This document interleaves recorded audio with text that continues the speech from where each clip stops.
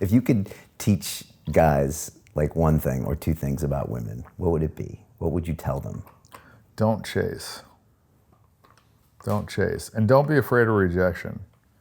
You know, don't be afraid of rejection.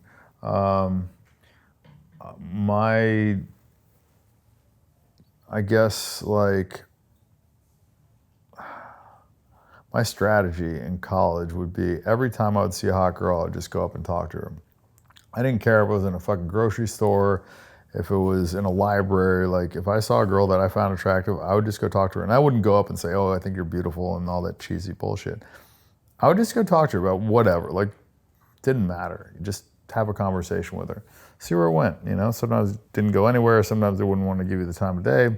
Sometimes you'd have a casual conversation, lead nowhere. But at the end of the day, because I did that, it would just make me more comfortable talking to girls. And it was just kind of a numbers game. So I had, you know, pretty great success. And, you know, I always use the example of my one buddy who was like real conservative, who would only talk to a girl that he knew like really liked him. And, you know, so maybe he would like talk to 2 girls and he would sleep with both of those girls. And I would talk to 100 girls and maybe I'd sleep with 4 of them. But at the end of the day, like, he's batting 1,000, but I'm still fucking twice as many girls as him. So it's like one of those things where I just, you know, I would just put in the time and I would just interact with tons of girls. And now I realize that a better strategy, if you can do it, a lot of guys don't really have their life set up to do it, is set up your life to where the girls have to come to you. And so you don't have to pursue them. And when you don't have to pursue them, like I said earlier, you know, just the dynamic is different when they're chasing you as opposed to you chasing them. And everyone has more fun. Yeah, I mean, it's, you know, it's better for the girl because then when she finally sleeps with you, she feels like she accomplished something. And, you know, and she's like kind of worked for it, so she's a little bit invested. And if you hook up with her, it's because, you know, you've chosen to hook up with her and not because you were chasing something, you know. So I think it's better for both people, actually. Do you think we'll see more like Dan Bilzerian type scenarios in the future where, you know, there's a guy and lots of women? Yeah, I mean, I think there's a lot of people that are like trying to like copy what I'm doing. I don't know how effective they're going to be at it, but you know, there's what, 8 billion people in the world. I'm sure somebody's gonna be able to pull it off at some point. It's not easy. I mean, I'm in a very lucky situation. And I say lucky not because like I didn't work hard to get where I'm at, but because there's just definitely a degree in luck and, you know, super successful people. I mean, you have to be at the right time at the right place and then figure out a way to capitalize on that. A lot of people are given an opportunity and they squander it. But, you know, poker, for instance, like I got into poker at the right time, the right place.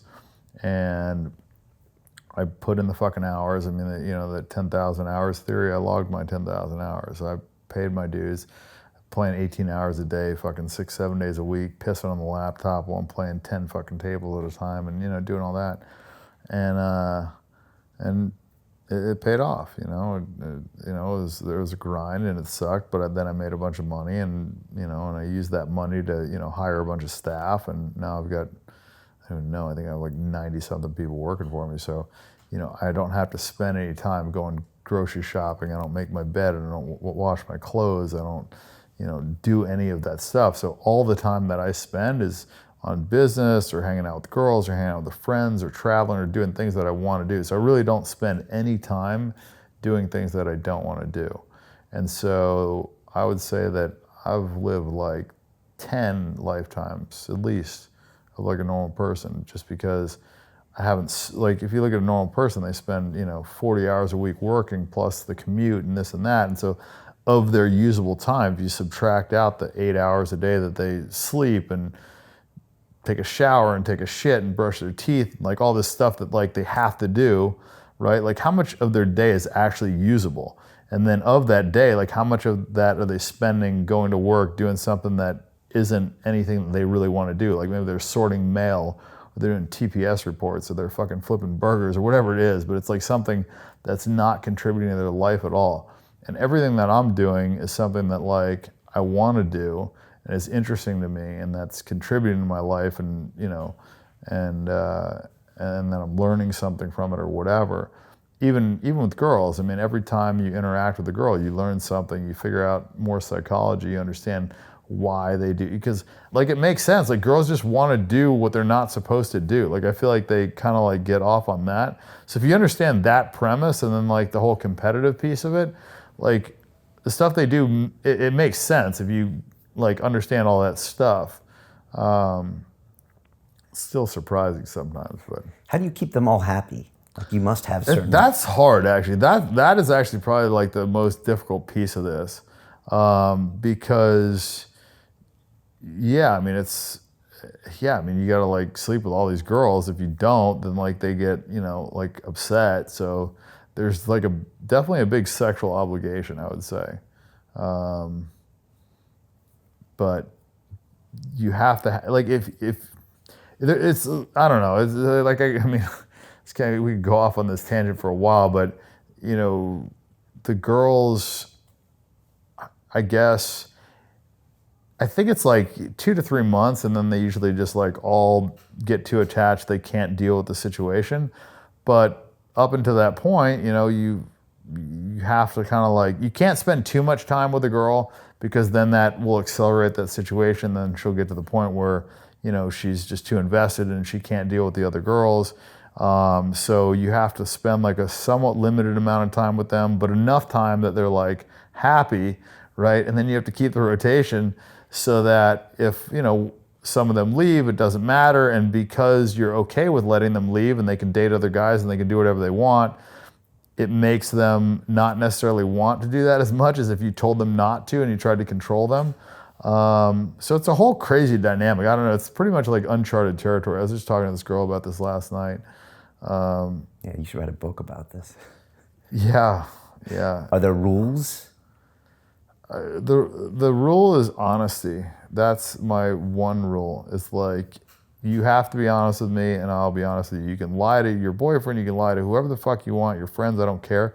But you have to be honest with me and I'll be honest with you. That's pretty much my one rule. So if she asks me a question, I'm just going to tell her the answer. And, so I tell her, you don't want scary answers, don't ask scary questions, but I'm going to tell you the truth. So, and I think because of that,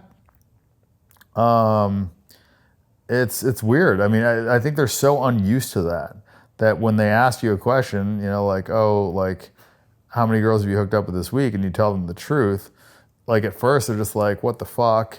And then a part of them is kind of like a little bit relieved because they're like, fuck, like this guy's like going to be honest with me. Like I can ask him any question. He's going to tell me the truth. And I think that's like really rare. Like I don't think there's many people that are being honest. Like in LA now they have this whole sugar daddy thing where like the guy's got 5 girlfriends and the girl's got like multiple boyfriends. She's got like 4 dudes paying the same bills. So it's like if she gets a more expensive apartment, it just means that she just made 3 times more income because 4 guys are paying for that same apartment. You know what I mean? So it's like a whole crazy thing. And they're all lying to each other and it's this whole nutty situation.